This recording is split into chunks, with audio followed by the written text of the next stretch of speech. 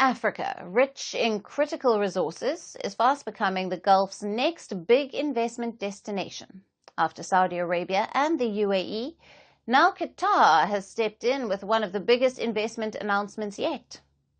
Qatar has unveiled a massive $103 billion investment plan across 6 African countries. The package signals how Africa is becoming a critical arena in global competition for minerals and markets. It's a big chance for all the entrepreneurs, all the startups around the world to allocate here in Qatar. We have a very advanced education system. We just announced $1 billion allocation of startups to invest in venture capital. Qatar is the only country where you have 5 legal frameworks to establish your businesses. There is Ministry of Commerce, Qatar Financial Center, Qatar Science Technology Park, Free Zones Authority, and there is Media City. The talent and the diversity in Qatar is, as soon as there's example, you can hire anyone from anywhere in the world and they can come here. Listen carefully, because what I am about to tell you is the kind of story that makes superpowers lose sleep. Imagine waking up one morning in Washington, D.C., and discovering that the very continent you've been exploiting for decades has just signed a $103 billion deal not with you, not with Europe, but with Qatar. And that deal is rewriting the entire global balance of power. This is not just business. This is a declaration of independence. For years, Africa was forced to beg for loans that came with impossible conditions, to export raw materials for pennies while importing finished products for dollars, to live under the constant shadow of IMF dictates and World Bank reforms. But today, that game is over. Qatar just stepped in with a war chest that does not ask Africa to kneel, it asks Africa to stand tall. You have to understand what $103 billion really means. It's not a one-time payout. It's the seed capital for a new Africa, an Africa that builds its own steel plants, refines its own oil, manufactures its own medicines, powers its own cities with clean energy. It is the kind of money that breaks chains that were forged in colonial boardrooms and enforced with economic blackmail. And this is why America is furious, because they know what happens when Africa becomes truly independent. No more cheap resources shipped off for nothing. No more monopolies on agriculture and mining. No more dictating trade terms from Washington or Brussels. If Africa takes control of its own destiny, the entire architecture of U.S. economic dominance begins to collapse, and it has already started. Behind closed doors, panic meetings are happening right now. The Pentagon, the State Department, the CIA, they are all asking the same question. How did we let this happen? How did Africa, the place they considered under control, suddenly flip the script? They can't sanction Qatar because Qatar is too important for global energy markets. They can't bully African nations because these countries now have the cash reserves to tell Washington to back off. This is why this moment is so historic. This is not just about money. It's about pride, power, and payback. It's about centuries of extraction coming to an end. It's about African leaders looking the West straight in the eye and saying, "We will no longer trade our gold for your paper. We will no longer starve our people so that your corporations can make record profits. We are writing our own rules now, and make no mistake, the world is watching." Beijing is watching, Moscow is watching, Delhi is watching, because they know that if Africa pulls this off, the future of the global economy shifts forever. This is the dawn of a multipolar world. This is the death of the old order where one currency, one empire, one ideology controlled the flow of global wealth. So buckle up, because what we're about to break down is not just an economic deal, it is a revolution disguised as an investment package. This $103 billion is the hammer that is smashing the old chains, the signal that the age of Western dominance is over. And when we are done, you will see exactly why Washington is terrified, and why Africa's rise can no longer be stopped. The world has been turned upside down overnight, and Washington does not know whether to panic or to pretend that nothing is happening. In a move that has sent shockwaves through every financial district from Wall Street to London, Qatar has just announced a record-shattering $103 billion investment package across Africa, a single deal so big, so transformational, that it threatens to rewrite the global balance of power. For decades, the U.S. sat comfortably as the self-appointed banker, policeman, and gatekeeper of African development. It decided which projects would get loans, which nations would get funding, and which governments would be starved into compliance. Those days are gone. This is not just about money. This is about power, about who gets to decide the future of the world's youngest and fastest-growing continent. Qatar is not coming to Africa with a begging bowl, nor is it coming with lectures about democracy, sanctions, or conditionalities. It is coming with a blank check and a single question for African leaders. What do you need to win? From the sprawling deserts of Niger to the fertile valleys of Ethiopia, from the ports of Tanzania to the mines of the Democratic Republic of Congo, this investment will touch every sector of African life. New highways will connect cities that were once cut off from trade. Mega solar farms and gas-to-power plants will electrify millions of homes. Industrial parks will rise where there were once empty fields. And this will not be charity, this will be partnership. Qatar's sovereign wealth fund is not throwing money for photo ops. It is buying a stake in Africa's future, a future that no longer revolves around Washington, Brussels, or Paris. In Washington, the panic is palpable. The dollar is still the global reserve currency, but its supremacy has been under attack for years. Now, with this $103 billion deal, a significant share of Africa's future trade will bypass U.S. institutions entirely. Imagine what that means. Fewer dollars circulating globally, fewer African nations needing to borrow from IMF or World Bank programs controlled by Washington, fewer levers of economic blackmail available to the West. Every dollar that moves outside their control is a dollar they cannot weaponize, and make no mistake, this is weaponized money.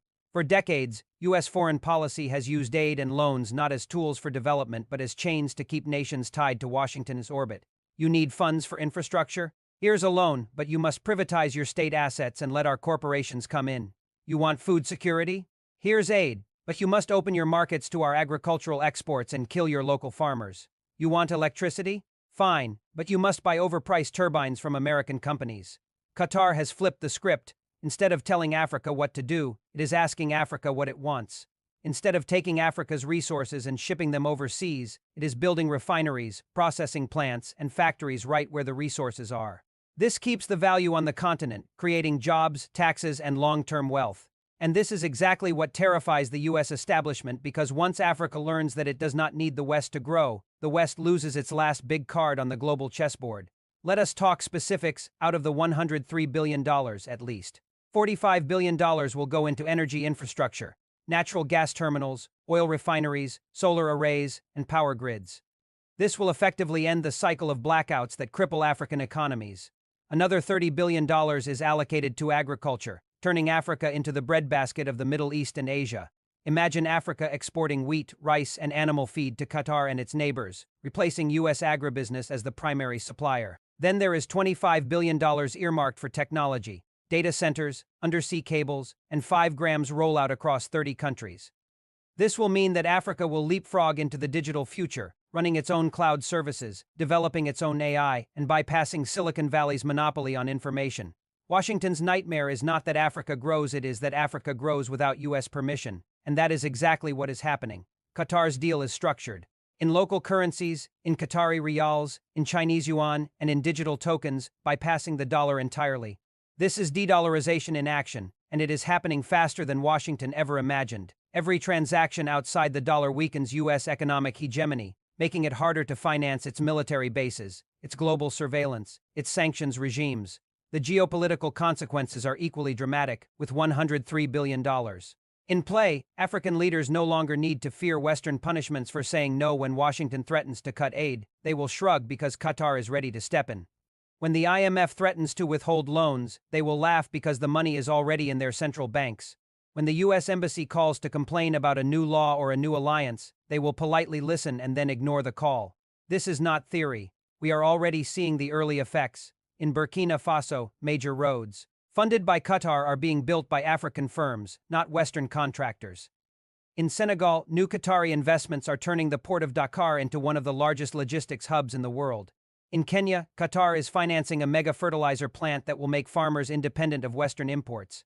Each project is a nail in the coffin of U.S. leverage. And then there is the symbolism. For years, the U.S. has framed itself as the champion of African progress, yet here comes a small Gulf nation with a population smaller than some African cities, and it is doing more for the continent's transformation in one deal than Washington did in 3 decades of U.S. aid programs. That humiliation is being felt in every corridor of power in D.C. African youth are watching this closely. They are not blind to the fact that it is Qatar, not the U.S., that is betting big on their potential.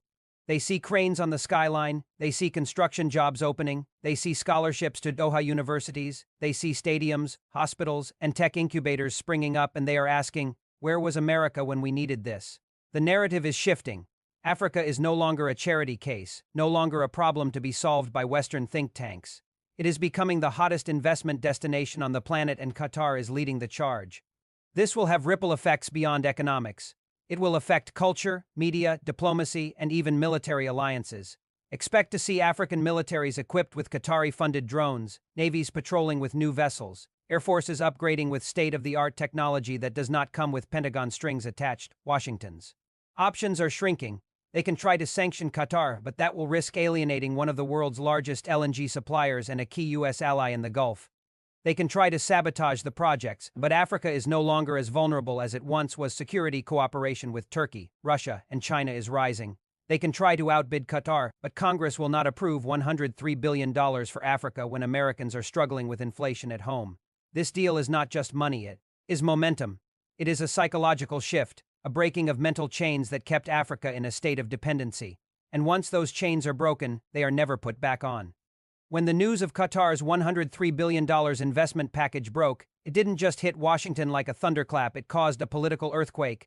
In an emergency meeting at the National Security Council, advisors frantically debated what this meant for the U.S. dollar, for U.S. corporations, for U.S. dominance in Africa. For decades, they had considered Africa an open playing field, one where Washington could dictate the rules through loans, sanctions, and aid packages that came with hidden conditions. But now, that control was evaporating right before their eyes. Behind closed doors, senior officials admitted something they would never say in public. This is the single biggest financial challenge to U.S. influence in Africa since independence movements swept the continent in the 1960s. $103 billion is not just a figure, it is a declaration of war against economic dependency. It is an offer that tells African nations, you do not need Washington to develop, you do not need Paris, you do not need London. You have us and we will build with you, not over you. The U.S. Treasury immediately started running simulations. What happens when Africa, the fastest growing population on Earth, starts conducting trade in Qatari riyals, Chinese yuan, and local currencies instead of dollars? The answer was terrifying for Washington. A slow but unstoppable erosion of dollar dominance. The dollar's status as the world's reserve currency gives the U.S. extraordinary power. It allows them to print money to fund wars, to impose sanctions that cripple economies, to control who gets loans and who is locked out. If Africa stops playing that game, the dollar's power begins to crack. And that is just the economic angle. The political angle is even worse for the West. With Qatari financing, African nations are suddenly free to say no to policies they dislike. Want us to vote for your resolution at the UN? Too bad our budgets no longer depend on your approval. Want to threaten us with sanctions? Go ahead, we are already funded for the next decade. This is exactly the nightmare scenario that Western diplomats have feared for years. An Africa that acts independently, that cannot be coerced, that sets its own priorities. Already, the ripple effects are being felt. France, which still holds a tight grip on West African economies through the CFA franc, is panicking. French officials worry that if Qatar's money begins to fund new currency systems or even pushes countries toward full de-dollarization, Paris will lose the last remnants of its colonial control. The CFA franc, once seen as unshakable, could collapse as more African nations adopt independent monetary policies backed by Qatari reserves. China is watching carefully and smiling. Beijing sees Qatar's move as complementary to its Belt and Road Initiative. Together, these two partners are building a new financial ecosystem where African nations can thrive without begging for dollars. This is not charity. This is geopolitics at its sharpest. Every Qatari-funded power plant, every new road, every port expansion is a brick in the wall of a new world order, one where Washington no longer decides who wins and who loses. And then there is the human dimension. In the streets of Lagos, Nairobi, Dakar, and Accra, people are buzzing with excitement. Construction jobs are opening. By the tens of thousands, young people are getting opportunities to learn engineering, logistics, IT skills that will anchor them in a new economy. Entire regions that have been neglected for decades are now seeing bulldozers, cranes, and investment trucks. This is not just about GDP growth. This is about dignity, about showing the world that Africa is not doomed to be poor forever. U.S. corporations are the ones feeling the most immediate pain. For years, they operated in Africa with little competition, charging inflated prices for technology, medicine, farm equipment, and even food imports. Now, with Qatari-backed projects, African nations can build their own processing plants, their own factories, their own storage facilities. Suddenly, the U.S. agribusiness monopoly on grain exports is under threat. The pharmaceutical giants that sell overpriced drugs see African leaders considering cheaper alternatives. The tech companies that wanted to dominate Africa's digital space find themselves being challenged by new homegrown startups funded by Qatari capital. Lobbyists in Washington are screaming. They are pressuring lawmakers to respond. Do something, they demand. But what can Washington do? Sanction Qatar? That would destabilize global energy markets. Qatar is one of the largest exporters of natural gas in the world, threaten African nations. That would only push them closer to Doha, Beijing, Moscow, and Ankara. The U.S. has spent decades preaching free markets, but now that someone else is winning, they are furious. In Africa's capitals, the mood is defiant. Leaders who were once cautious are now emboldened. In a summit in Addis Ababa, several heads of state openly discussed using this Qatari funding to build a continental railway network linking West Africa to East Africa, an idea that would have been impossible under IMF conditionalities. Others are planning joint space programs, joint digital currency initiatives, and even coordinated food security programs. This is the birth of African integration on a scale never seen before. And what about ordinary Africans? For them, this is personal. For years, they have watched their governments beg for crumbs from Western institutions. They have seen their minerals exported raw, their oil sold cheap, their debt balloon while their infrastructure crumbled. This deal feels different. This feels like Africa finally saying, enough is enough. The psychological effect of this cannot be overstated. For centuries, Africa was treated as a passive participant in global trade, a place where resources were taken and decisions were made elsewhere. Now, Africa is not just participating, it is negotiating from a position of strength. $150 billion is not a handout, it is a war chest, it is leverage, it is bargaining power that can be used to secure better trade deals, better technology transfers, better treatment on the world stage. Western media outlets are already trying to spin the story. They are warning about debt traps, about foreign influence, about the dangers of turning away from Western institutions. But these warnings are falling on deaf ears. Africans remember that it was Western loans that trapped them in cycles of poverty in the first place. They remember structural adjustment programs that destroyed local industries, cut education budgets, and left hospitals underfunded.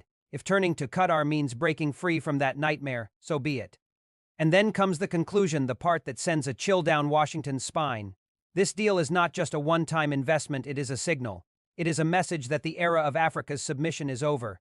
It is a challenge to every Western power that thought they could indefinitely control this continent's destiny. The balance of power is shifting, not gradually but rapidly. Soon we will see African currencies backed by real reserves, African companies dominating their own markets, African universities producing the engineers and scientists who will power the next industrial revolution. And when that happens, when Africa becomes a co-equal player on the world stage, Washington will no longer be able to call the shots. This is why they are worried. This is why they are panicking. Because if Africa succeeds, the entire architecture of U.S. economic dominance, from the dollar system to the corporate monopolies to the aid industry, comes crashing down.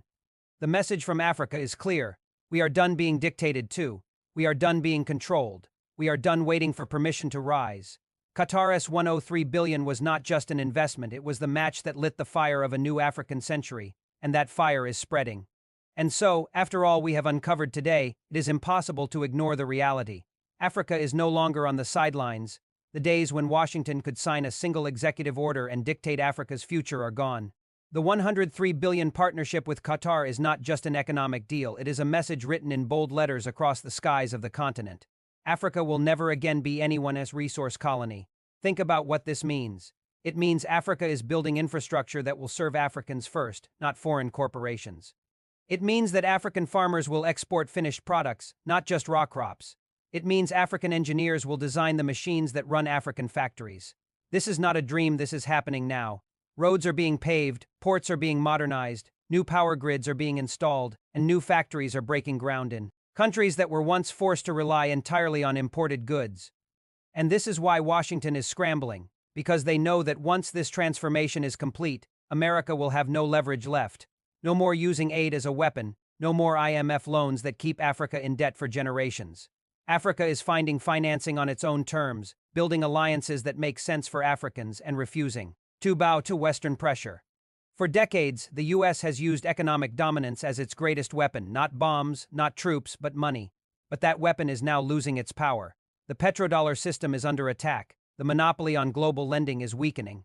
The stranglehold over African markets is being broken, and make no mistake, Washington knows this is the beginning of the end.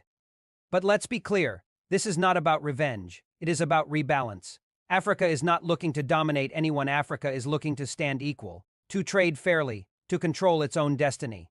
This $103 billion deal with Qatar is just the opening chapter of a new book that Africa is writing, a book where African nations decide the terms of their future. And this is why the West is worried. Because when Africa becomes self-sufficient, the entire global economy will have to adjust. No more cheap cobalt for electric cars without fair payment. No more underpriced cocoa for multinational chocolate companies. No more selling African oil at discounts while Africans pay high prices for fuel. This is about justice, economic justice, and it is long overdue. So what comes next? More alliances, more investment, more projects that put Africans to work and keep Africa's wealth inside Africa. The new generation of African leaders are no longer willing to sign away their nation's futures for short-term gains. They are negotiating from a position of strength, and Qatar's 10 billion has given them the leverage they needed. And as we close, let's take a moment to understand what this really means for ordinary Africans. It means jobs. It means stable power supply. It means schools being built, hospitals being equipped, young people no longer forced to flee the continent in search of opportunities. It means that Africa's brainpower stays in Africa, fueling African innovation. The West may be furious, but this is not their decision anymore.